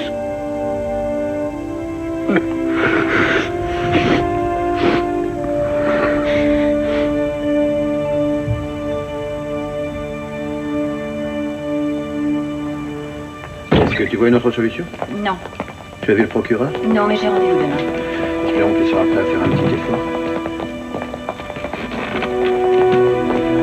Regarde-moi ce jury. La seule chose qu'il se demande, c'est qui appuiera sur le bouton.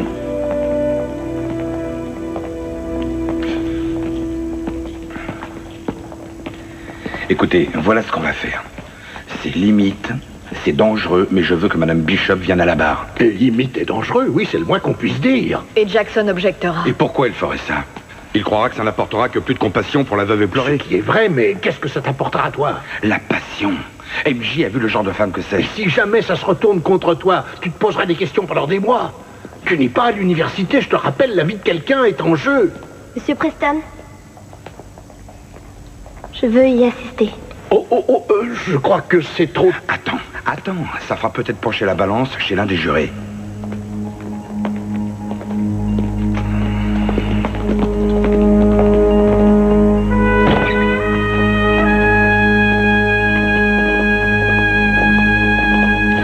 Tu vas t'installer là, juste devant.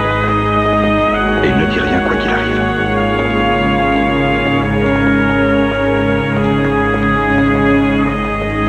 Maître Preston, nous vous attendions. Votre honneur, la défense appelle Madame Julie Bishop à la barre. Comment ça? Il n'est pas question que je vienne témoigner pour lui. Vous avez une objection, Maître Jackson? Non, votre honneur. Dans ce cas, Madame Bishop, vous êtes obligée d'obéir. Alors, Madame Bishop, qu'est-ce que nous ne comprenons pas?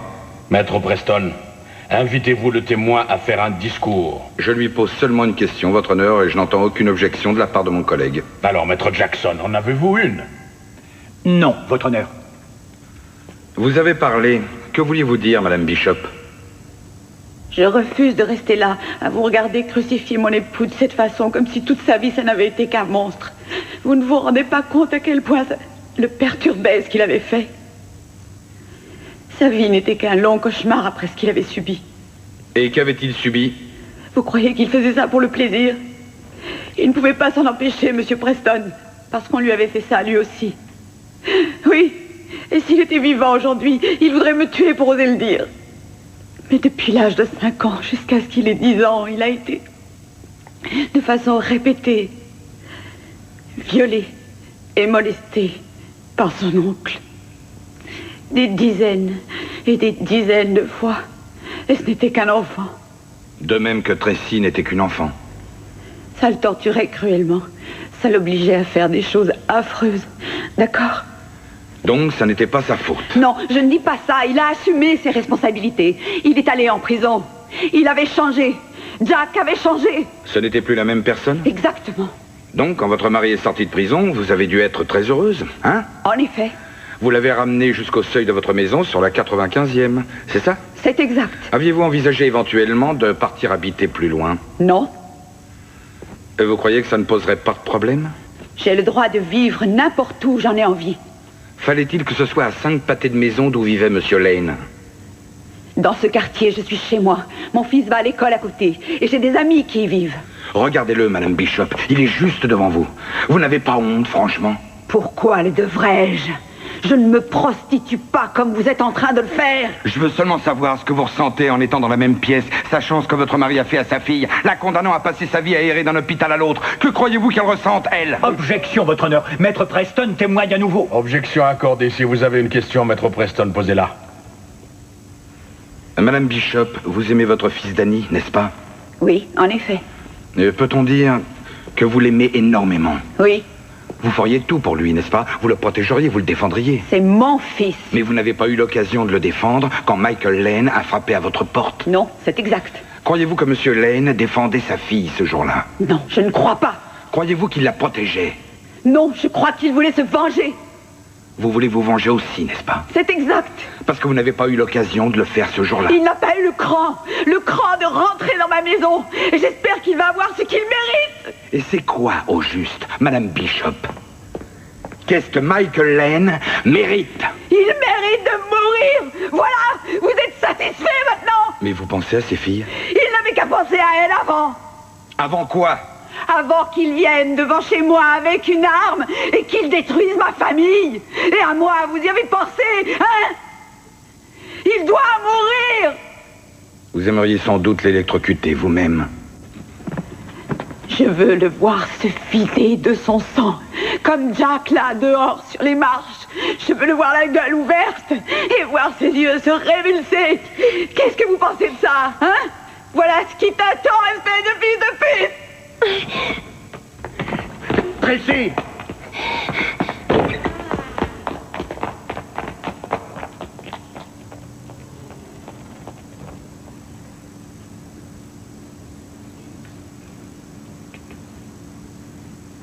Est-ce que cette vengeance serait suffisante, Madame Bishop? En effet.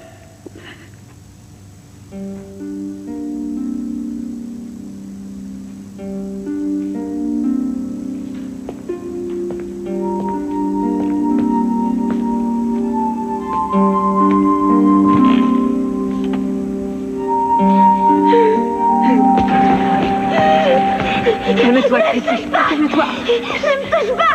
Non, je t'en prie. Non, arrête. Calme-toi. Tracy. Mais qu'est-ce qui se passe? Qu'est-ce qui t'arrive, Tracy? Et qu'est-ce qui ne va pas? Qu'est-ce qu'il y a? Tracy, réponds-moi.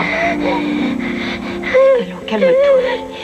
Si j'allais mieux, ce serait jamais arrivé. Non, non, non, ce n'est pas vrai. Arrivé. Non, ce n'est pas vrai, ce n'est pas vrai. Ce n'est pas de ta faute. Il l'a fait pour moi, lui-même. Il l'a fait pour moi. Tout est ma faute. Tout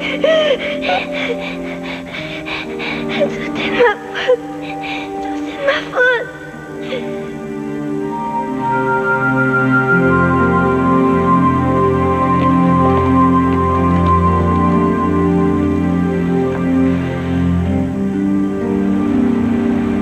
Maître Preston.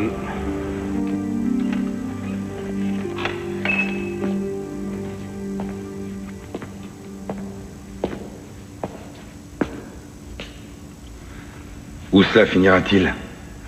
Vous tuez mon fils, je tue le vôtre, vous violez ma fille et je viole la vôtre. Nous savons ce que Michael Lane a fait. Nous avons entendu ce que Madame Bishop a envie de faire. Et c'est odieux, non? Franchement, c'est ça que nous voulons, vivre dans un monde où le sang versé est la seule et unique règle? Il nous arrive tellement souvent dans la vie de ne pas savoir quoi faire. Où est le bien? Où est le mal? Mais juste pour un moment, oubliez tout ça, les avocats, les juges, les objections, oubliez tout ça. Et glissez-vous dans la peau de Michael Lane une seconde. 14 mars 1990, c'est une belle journée. Le soleil brille et vous courez prendre votre fille à l'école, vous êtes un peu en retard. Elle vous demandera sans doute de l'emmener chez le glacier. Il y en a un juste à côté où vous allez souvent. C'est une sorte de rituel entre vous. Vanille fraise, c'est son parfum préféré. Elle vous attend, toujours assise sur le même banc. Elle saute toujours en l'air quand elle vous voit arriver. Mais vous regardez et elle n'est pas là. Et tout à coup, vous entendez un hurlement. Vous vous retournez et vous apercevez un homme la tirant dans une voiture. Elle hurle de plus belle et il claque la portière. La voiture démarre à fond, vous voulez la suivre, mais vous ne pouvez pas, vous êtes bloqué par le trafic. En fait, il n'y a rien que vous puissiez faire. Non, rien du tout.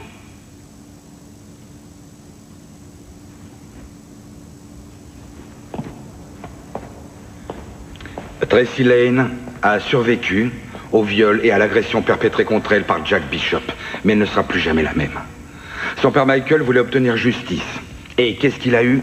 Un accord que le bureau du procureur a négocié. Un marché tellement ignoble qu'il permet au violeur de revenir habiter dans le même quartier où il a commis son crime pendant que Tracy et Jesse et Michael Lane purgent toujours leur peine, car ils sont condamnés à vie, eux.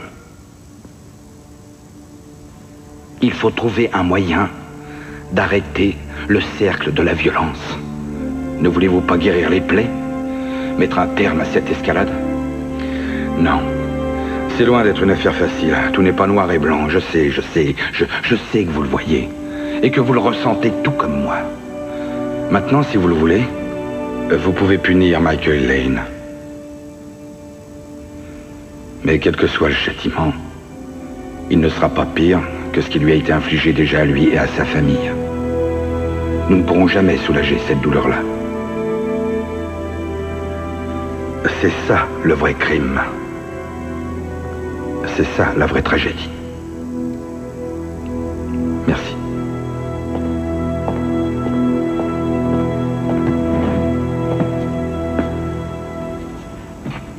Eh bien, Maître Preston a totalement tort.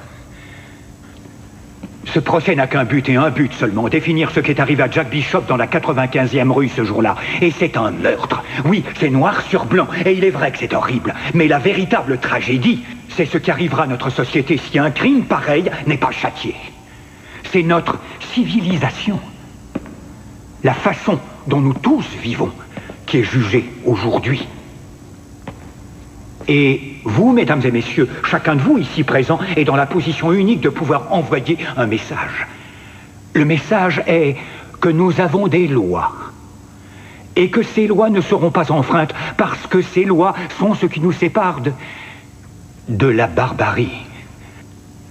Nous avons tous entendu Maître Preston nous parler des faits. Eh bien, les faits sont très simples. Nous avons un témoin oculaire, l'arme du crime. Nous avons les propres aveux de l'accusé, là, noir sur blanc, disant « Oui, c'est exact. Je l'ai tué moi-même. Je l'ai abattu de sang-froid.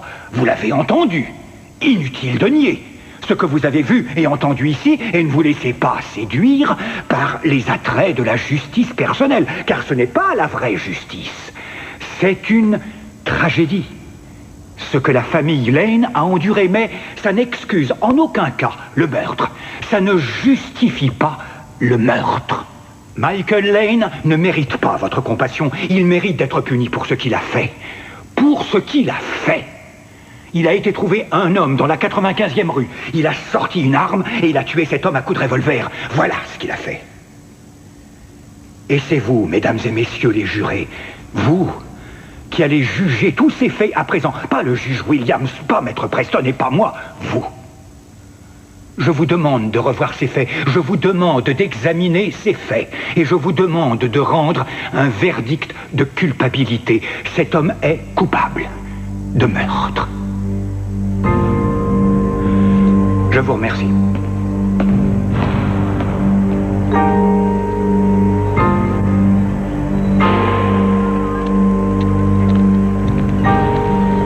Quelle heure est-il? 10 minutes de plus que quand tu l'as demandé. S'ils reviennent avant qu'on ait fini notre café, on est mal.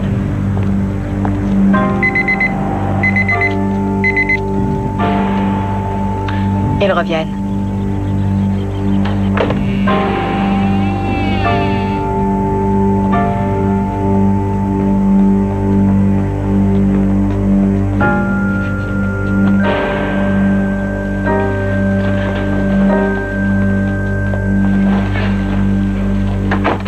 Le jury est-il prêt à rendre son verdict?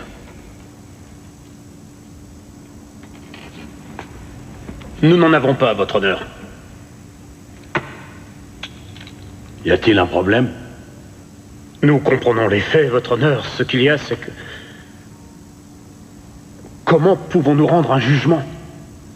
Il semblerait, de l'avis général, que d'arriver à une décision soit impossible. Vous avez pour responsabilité envers cette cour, envers Michael Lane, envers les habitants de New York, et pour être franc, envers vous-même, de rendre un verdict. Soit je sais que c'est difficile, mais c'est possible. Essayez encore. Écoutez-vous les uns les autres. Je veux que vous réexaminiez vos propres points de vue. Je vous donne donc l'ordre de poursuivre vos délibérations.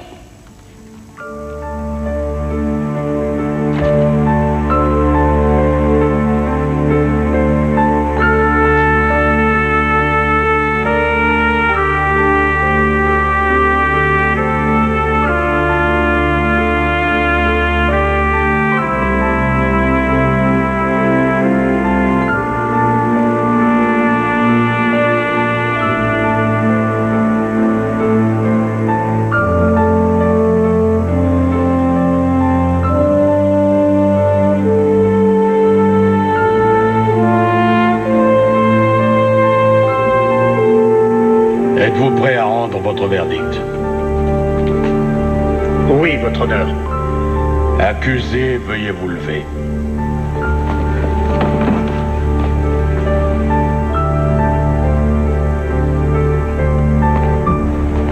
Pour le premier chef d'inculpation, possession illégale d'armes à feu, quel est votre verdict? Nous jugeons l'accusé coupable. Pour le deuxième chef d'inculpation, meurtre au second degré, quel est votre verdict? Votre honneur, nous avons délibéré pendant des jours et le verdict est que nous sommes totalement bloqués. Voulez-vous dire que vous n'avez pas réussi à prendre une décision sur l'inculpation de meurtre? Votre honneur, nous avons revu la situation des milliers de fois. Mais la vérité, c'est que nous n'arriverons jamais à rendre un verdict unanime sur l'inculpation de meurtre. Qu'est-ce que ça veut dire? Vous êtes excusés. Messieurs, rejoignez-moi dans mon bureau et apportez vos calendriers, je vous prie.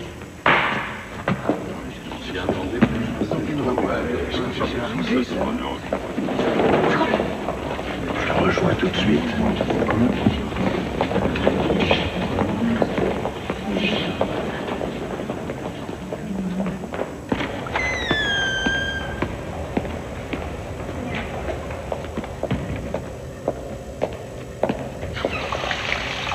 Tu sais pourquoi il nous convoque, non? Tu devrais laisser tomber. Qu'est-ce que tu veux dire? Je veux dire, ne rejugeons pas cette affaire. Mais tu veux en rire ou quoi? Tu as vu à quel point cet homme a souffert? Tu as vu ses filles assises au premier rang? Tu as même vu Madame Bishop à la barre? Ils souffrent tous le martyre. Tu pourrais vraiment leur affliger ça encore? Oui, je pourrais. Bon, d'accord. Parfait.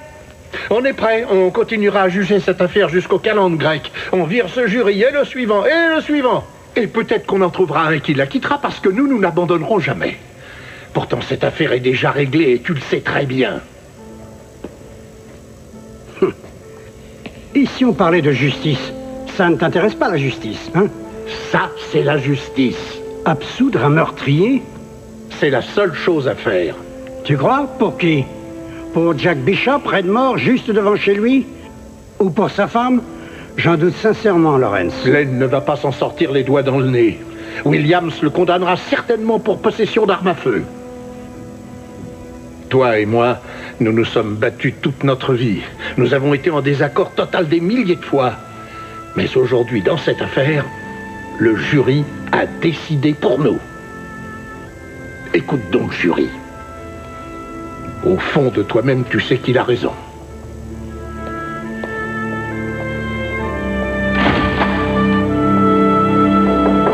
Entrez.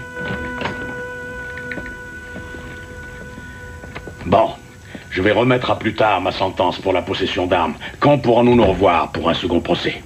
Est-ce que ça vous irait en novembre? Novembre? Ça vous donnerait le temps de vous préparer. Non, nous ne serons pas prêts, votre honneur. Nous ne rejugerons pas cette affaire. Je vous demande pardon. Vous avez bien dit ce que je crois avoir entendu, parce que si c'est le cas... Quoi? Que feriez-vous? Vous ne dirigez pas mon bureau. Je suis toujours le procureur général. C'est moi qui décide des dossiers qui doivent être instruits ou non. Vous commettez une grosse erreur. Non, justement. Il trouve qu'on a déjà assez dépensé l'argent du contribuable dans cette affaire. Il a été reconnu coupable de possession d'armes. Condamnez-le là-dessus. Rassurez-vous, je le ferai. Il va la sentir passer. Vous ne voulez donc pas trouver de solution à cette affaire? Que croyez-vous que le jury a fait? Le peuple sait parfois comprendre et mieux régler une situation que les juges et les avocats s'il en a l'occasion. Et on la lui a donnée. C'était ça le véritable procès. Le peuple se fait avoir. Le peuple se fait totalement rouler. Cette situation est déplorable. Ce qui est déplorable, c'est que Lane ait été jugé par ses pairs et que leur décision ne vous plaît pas. Non, c'est exact. Ce n'est qu'un vulgaire compromis. Oui, ils ont trouvé le moyen de résoudre le problème. Et si le reste de la population n'apprécie pas la décision de M. Broderick, c'est son droit et rien ne l'oblige à revoter pour lui. Dieu puisse vous entendre. Peut-être que dans ce cas-là, je trouverai un petit job peinard, comme vous tous.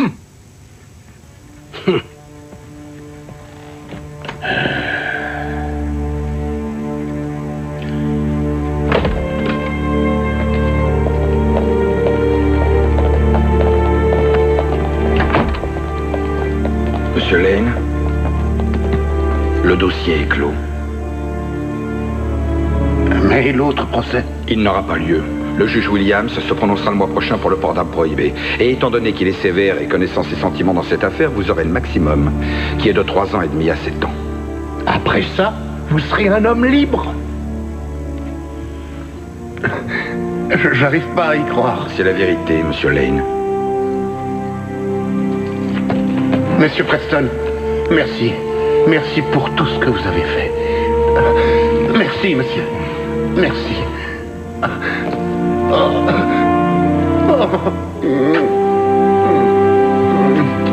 Oh, Jess.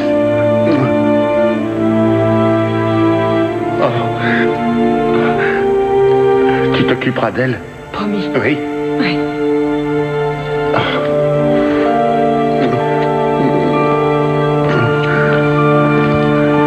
Allez, arrive.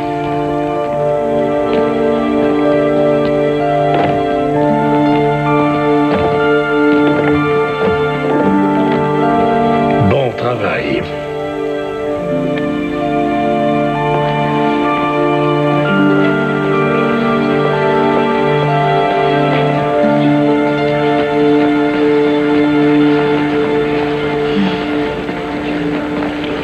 Excellent travail, MJ.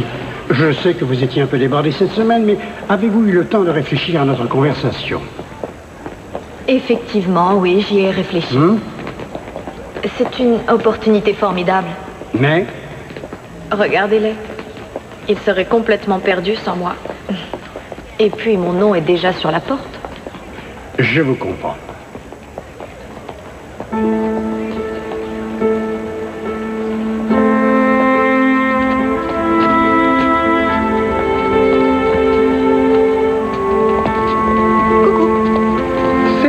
Ces messes basses avec Broderick.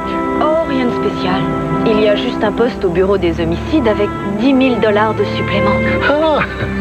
Qu'est-ce que tu en dis, toi? Que c'est une façon malhonnête de négocier une augmentation. Dans ce cas, peut-être que nous devrions nous assurer ces services avec un contrat en béton. Nous? Et ton boulot de prof à Columbia, alors? Et certaines personnes font les deux, tu sais. Formidable. Discutons de ça en déjeunant. Mais c'est toi qui invites. J'ai payé tes études de droit, il faut que je te nourrisse encore. Tu le mérites, hein?